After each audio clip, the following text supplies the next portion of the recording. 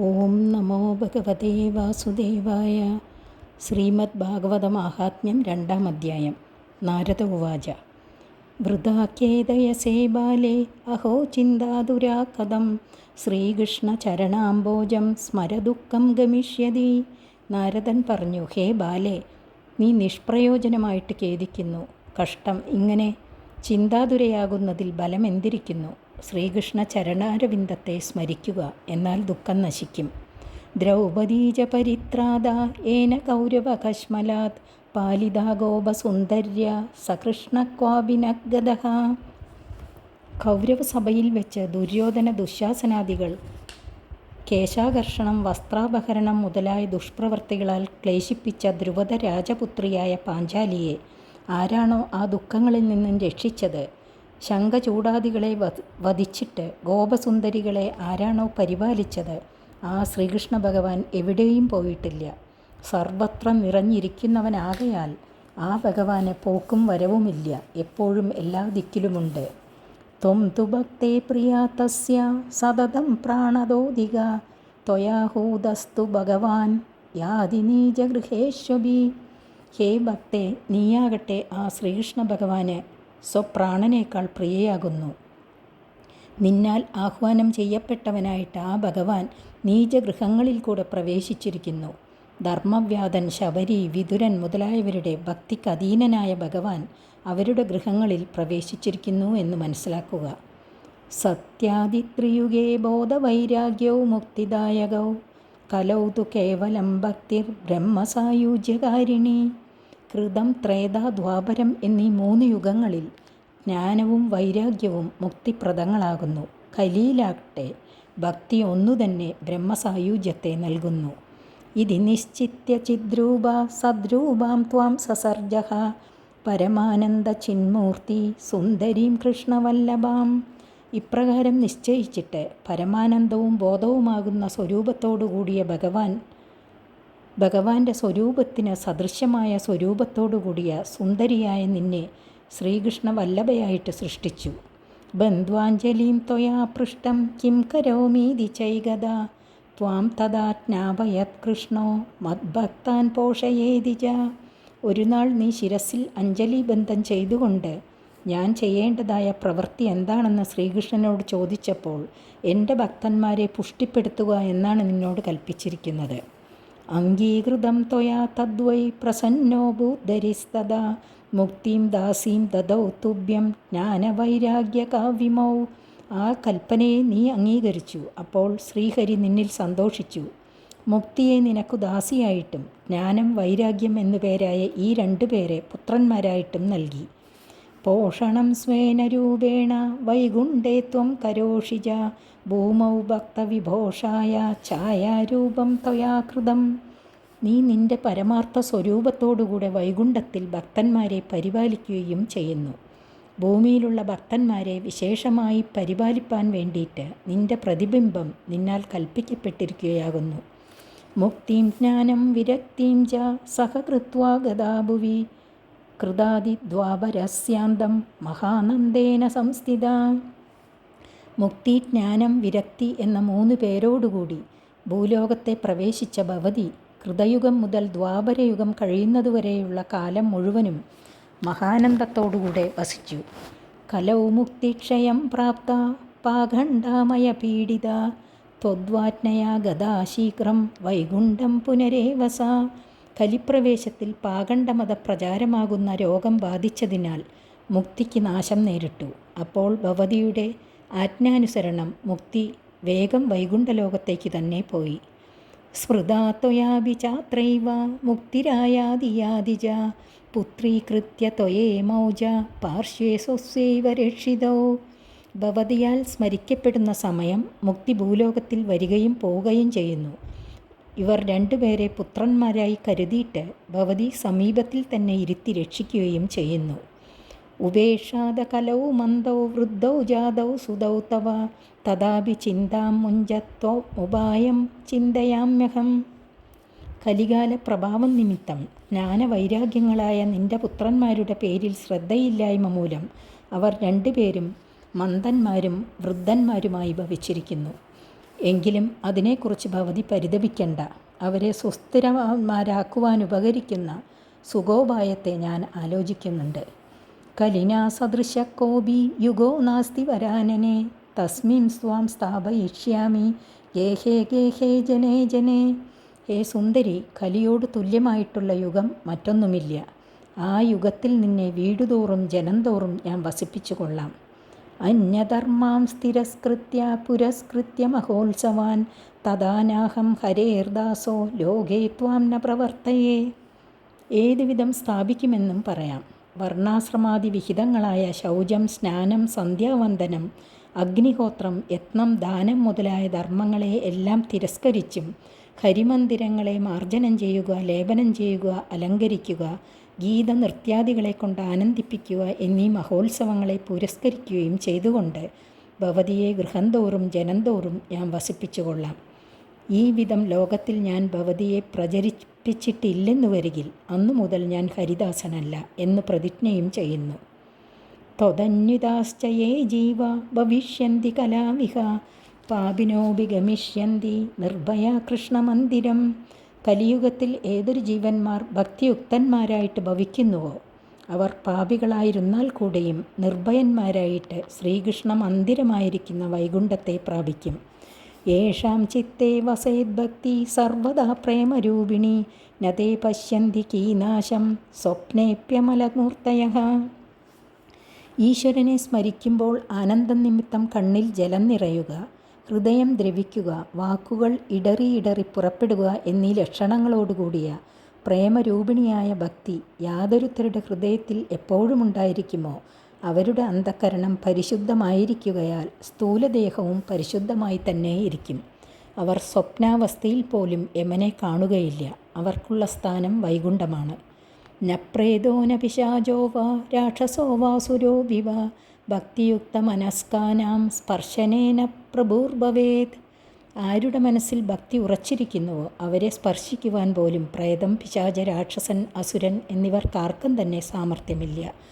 ന തപോഭിർന വേദൈശ്ച ന ജ്ഞാനേനാഭികർമ്മണ ഹരിർഹി സാധ്യതേ ഭക്ത്യ പ്രമാണം തത്ര ഗോപിക.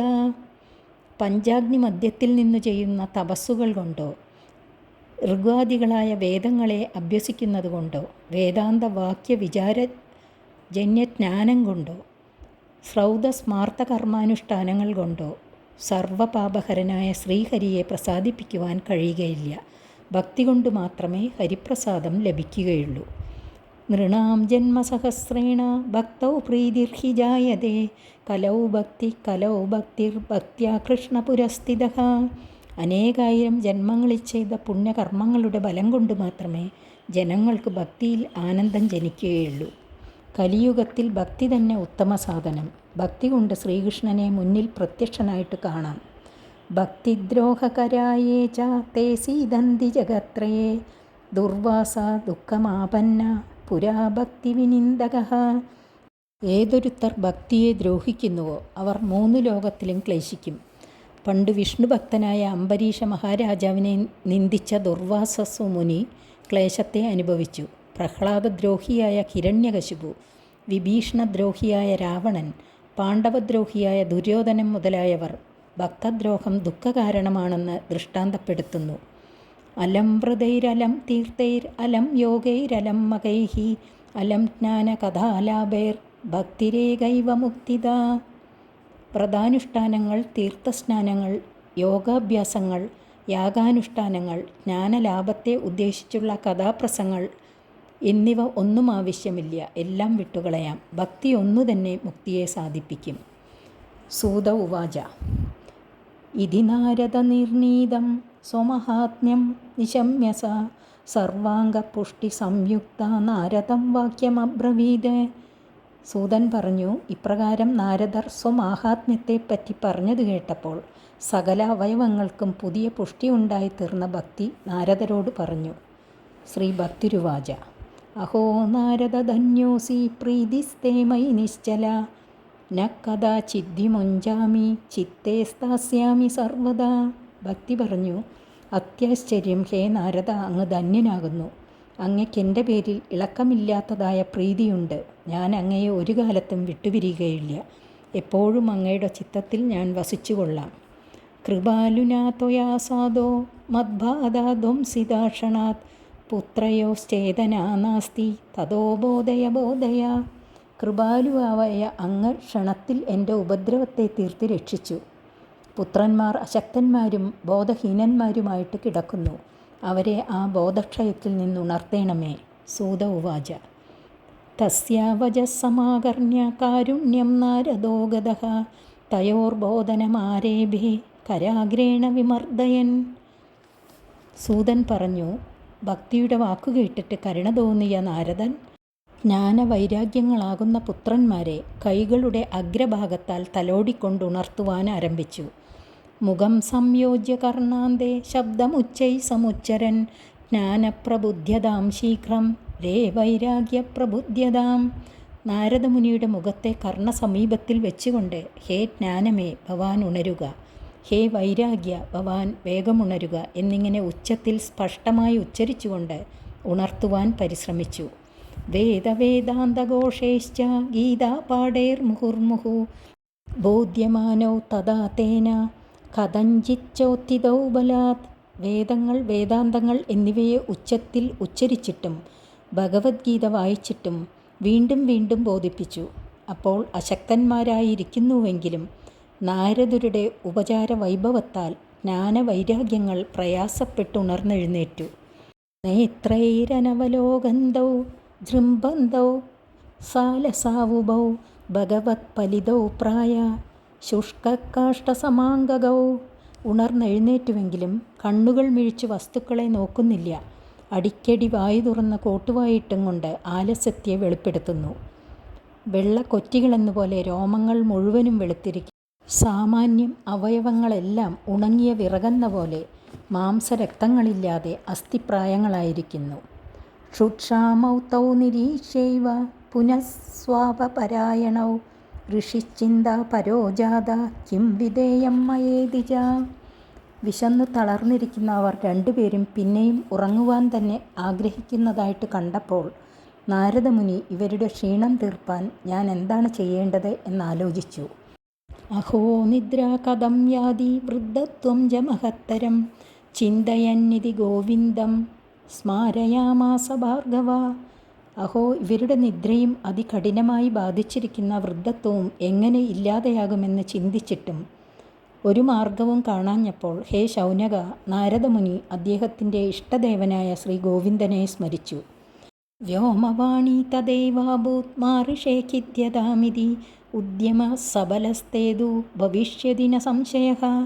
അപ്പോൾ തന്നെ, ഹേ ഋഷേ, അങ്ങ് ഖേദിക്കണ്ട, അങ്ങയുടെ പ്രയത്നം സഫലമാകും, സംശയിക്കണ്ട എന്നുള്ള അശരീരി വാക്കുണ്ടായി. ഏതദർത്ഥം തു സത്കർമ്മ സുരർഷേ ത്വം സമാചര തത്തേ കർമാഭിദാസ്യന്തി സാധവഃ സാധുഭൂഷണാഃ. കേൾക്കപ്പെട്ട ആകാശവാണിയെ തന്നെ വിവരിക്കുന്നു. ഹേ ദേവർഷേ, ജ്ഞാനവൈരാഗ്യന്മാരാകുന്ന ഈ രണ്ടുപേരുടെ ആലസ്യ നിവർത്തിക്കായിക്കൊണ്ട് അങ്ങ് സൽക്കർമ്മത്തെ ശ്രദ്ധാപൂർവം അനുഷ്ഠിക്കണം. ആ കർമ്മം ഏതു വിധത്തിലുള്ളതാണ് വേണ്ടതെന്ന് സാധുക്കളിൽ വെച്ച് ഉത്കൃഷ്ടന്മാരായ സാധുക്കൾ അങ്ങയോട് ഉപദേശിക്കും. സത്കർമ്മണി കൃതേ തസ്മിൻ സനിദ്രാവൃദ്ധതാനയോഃ ഗമിഷ്യതി ക്ഷണാത് ഭക്തി സർവത പ്രസരിഷ്യതി. സാധുക്കൾ ഉപദേശിക്കുന്ന ആ സൽക്കർമ്മം അനുഷ്ഠിക്കപ്പെട്ടാൽ ഇവർ രണ്ടുപേരുടെ നിദ്രാലുത്വവും വാർദ്ധക്യവും തൽക്ഷണം തന്നെ ഇല്ലാതെയാകും. ഭക്തി എല്ലാ ദിക്കിലും വേണ്ടതുപോലെ ബലിക്കും. ഇത്യാകാശവചസ്പഷ്ടം തത്സർവൈരഭിവിശ്രുതം നാരദോ വിസ്മയം ലേപേ നേദം ജ്ഞാനമിതി ബ്രുവൻ. ഇപ്രകാരം സ്പഷ്ടമായുണ്ടായ അശരീരിവാക്ക് അവിടെ ഉണ്ടായിരുന്നവരെല്ലാം കേട്ടു. ഇവരുടെ ആലസ്യ നിവാരണത്തിന് ഉപകരിക്കുന്ന ആ സൽക്കർമ്മം എന്തായിരിക്കുമെന്ന് ഞാൻ അറിയുന്നില്ലല്ലോ എന്ന് വിചാരിച്ച് നാരദർ ആശ്ചര്യപ്പെട്ടു. നാരദ ഉവാച. അനയാകാശവാണ്യാഭി ഗോപ്യത്വേന നിരൂപിതം കിം വാ തത്സാധനം കാര്യം ഏന കാര്യം ഭവേത്തയോഃ. ഇപ്പോൾ കേൾക്കപ്പെട്ടതായ ഈ അശരീരി വാക്കിനാലും വെളിപ്പെടുത്തപ്പെടാതെ ഗോപ്യമായി വയ്ക്കപ്പെട്ടിരിക്കുന്ന ആ സൽക്കർമ്മം എന്തോന്നായിരിക്കും? ആ കർമ്മം അനുഷ്ഠിച്ചാൽ ജ്ഞാനവൈരാഗ്യന്മാരായ ഈ രണ്ടുപേരുടെ ആലസ്യം തീരുമെന്നാണല്ലോ വാക്കുണ്ടായത്. ആ കർമ്മത്തിൻ്റെ സ്വരൂപ പരിജ്ഞാനം എൻ്റെ ഹൃദയത്തിൽ സ്ഫുരിക്കുന്നില്ലല്ലോ. ആശ്ചര്യം തന്നെ. നാരദർ പറഞ്ഞു. ക്വാ ഭവിഷ്യന്തി സന്തസ്തേ കഥം ദാസ്യന്തി സാധനം മയാത്ര കിം പ്രകർത്തവ്യം തദുക്തം വ്യോമഭാഷയാ. സാധുഭൂഷണന്മാരായ സാധുക്കൾ ആ കർമ്മം എനിക്കുപദേശിക്കുമെന്നാണല്ലോ ആകാശവാണിയാൽ പറയപ്പെട്ട സംഗതി. അപ്രകാരമുള്ള ആ സാധുക്കൾ എവിടെയുണ്ടാകും? അവരെ ഞാൻ എങ്ങനെ കണ്ടുപിടിക്കും? എങ്ങനെ ആ കർമ്മത്തെ അവർ എന്നെ ധരിപ്പിക്കും? ഈ കാര്യം സാധിപ്പാൻ ഞാൻ എന്താണ് ചെയ്യേണ്ടത്? സൂത ഉവാച. തത്ര താവപി സംസ്ഥാപ്യ നിർഗതോ നാരദോ മുനിഃ തീർത്ഥം തീർത്ഥം വിനിഷ്ക്രമ്യ പൃച്ഛന്മാർഗേ മുനീശ്വരാൻ. സൂതൻ പറഞ്ഞു, ആ യമുനാതീരത്തിൽ ജ്ഞാനവൈരാഗ്യന്മാരെ ആ നിലയിൽ ഇരുത്തിയിട്ട് നാരദമുനി അവിടെ നിന്നും പുറപ്പെട്ടു. എല്ലാ തീർത്ഥസ്ഥലങ്ങളിലും സഞ്ചരിച്ചു. അവിടെ കാണുന്ന മുനിശ്രേഷ്ഠന്മാരോട് സംഗതികളെല്ലാം പറഞ്ഞു. ജ്ഞാനവൈരാഗ്യന്മാരെ പ്രബോധിപ്പിക്കാൻ ഉപകരിക്കുന്നതായ ആ സൽക്കർമ്മം എന്തായിരിക്കുമെന്ന് അവരോടെല്ലാം ചോദിച്ചു. വൃത്താന്ത ശ്രൂയതേ സർവൈ കിഞ്ചിൻ നിശ്ചിത്യനോച്യതേ അസാധ്യം കേചന പ്രോജുർ ദുർജ്ഞേയമിതി ചാപരേ. നാരദമുനി പറയുന്നതിനെ എല്ലാ മുനിമാരും ശ്രദ്ധയാൽ കേൾക്കുന്നതല്ലാതെ ശരിയായ നിവൃത്തിമാർഗം നിശ്ചിതമായിട്ട് ആരും പറഞ്ഞില്ല. ചിലർ ഈ കാര്യം അസാധ്യമാണെന്നും മറ്റു ചിലർ ഈ ഉപായം എന്താണെന്നറിവാൻ വളരെ പ്രയാസമാണെന്നും പറഞ്ഞു. മൂകീഭൂതാസ്തദാന്യേതു കിയന്തസ്തു പലായിദാഹ ഹാഹാകാരോ മഹാനാസി ത്രൈലോക്യേ വിസ്മയാവഹ. മറ്റു ചിലർ ഒന്നും മിണ്ടാതെയിരുന്നു. വേറെ ചിലർ ഈ സംഗതി കേട്ടപ്പോൾ തന്നെ ഇതിന് നിവൃത്തിമാർഗമില്ലെന്നുള്ള അഭിപ്രായത്തോടുകൂടെ അവിടെ നിൽക്കാതെ തന്നെ ഓടിപ്പോയി. ആകപ്പാടെ 3 ലോകത്തിലുള്ളവരെയും ആശ്ചര്യപ്പെടുത്തുന്നതായ ഹാഹ എന്നുള്ള ശബ്ദം ഉച്ചത്തിലുണ്ടായി. വേദവേദാന്തഘോഷൈശ്ച ഗീതാപാഠൈർവിബോധിതം ഭക്തിജ്ഞാനവിരാഗാണാം നോദതിഷ്ഠത്രികം യഥാ.